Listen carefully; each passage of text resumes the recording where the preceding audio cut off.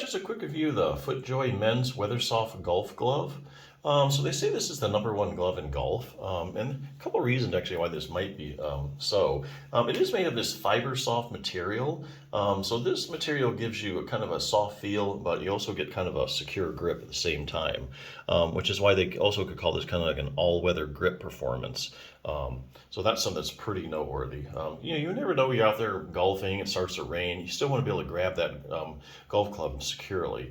So this is right up that alley. The other thing is it has this soft breathable mesh across the knuckles that I really like, because a lot of times people are playing in the summer and your hands start to sweat, then the glove starts to smell after a while, it starts picking up the sweat, and then you got to worry about washing it and everything. So it's always best just to start it with a highly breathable fabric first. So they've done a nice job here with the ventilation, I think.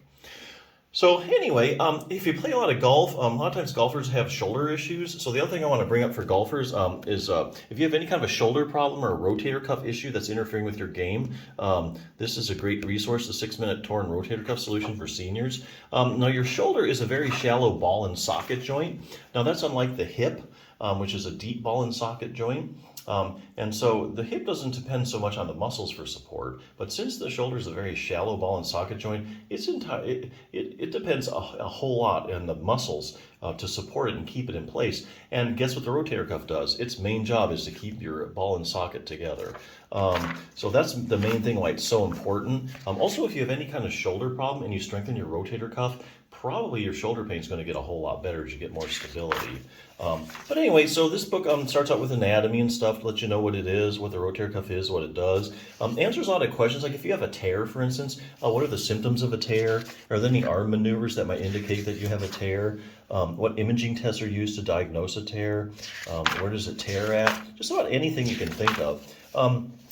Are there different kinds of rotator cuff tears? Now here's a great one. I have a rotator cuff tear and I'm in a lot of pain and I need surgery, right? Well, not really. So this is a very scientific book. Each one of these squares is a study that they quote. So here's the problem with just relying upon, I have a tear and I'm in a lot of pain, absolutely have to have surgery. Well, not really. And I'll tell you why. So studies have done where they take, like, say, 100 people with a torn rotator cuff. And what they do is they measure the tear size, how big is the tear, and then they also run like a pain scale, like a visual analog scale, and they see how bad is the person hurting. So therefore you have a bunch of people, how big their tears are and how bad they're hurting. Now you would think there'd be a perfect correlation, the bigger the tears, the more they're hurting, but that's not actually what they find. There's actually people walking around with big old tears that don't hurt that much. Also, they find that people have some small tears that are really in a lot of pain. And then there's the people walking around that are, have tears and they're totally asymptomatic. So that's a real thing too in the literature. There's actually a lot of studies on that. So that's why you should never go just by your pain. Your pain doesn't really tell you much about your tear size. So definitely don't jump into it based on pain. What will happen if I just leave my rotator cuff tear alone? That's something you'd want to know. Does it set me up for arthritis? So here's probably the big one. How does exercise compare to surgery when it comes to treating a torn rotator cuff? So the only way you can scientifically answer that is by doing a randomized controlled trial. Okay, that's the highest form of proof in medicine that a treatment's actually effective.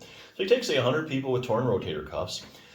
50 you randomly allocate to surgery. The other 50 you randomly assign them to do a good exercise program. And then you follow them like 6 months, a year, 2 years, 5 years. And you see over time who does better, the people that did just exercise or the people that have had surgery. So make a long story short, this book has actually compiled all the randomized controlled trials. And basically their conclusion is, to make a long story short, you're going to end up at the same place. So to that end, the book ends with an exercise program. It's basically 3 different levels. So if you can hardly move your arm, you start at the lower one. Let's say if you just want to, on the other hand, if you got a pretty high functioning shoulder, you just want to prevent a shoulder rotator cuff problem.